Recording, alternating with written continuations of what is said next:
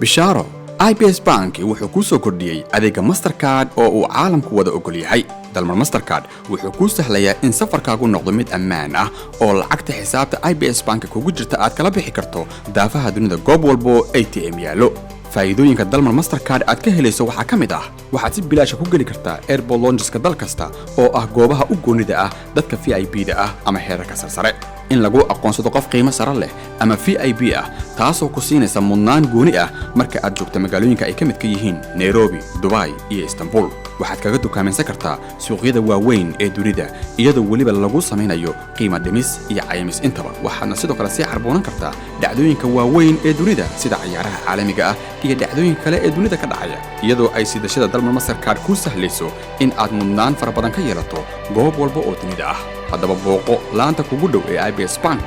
oo ka furo akoon kana dalbo Dalmar World Elite Mastercard ama booqo www.ibosbank.com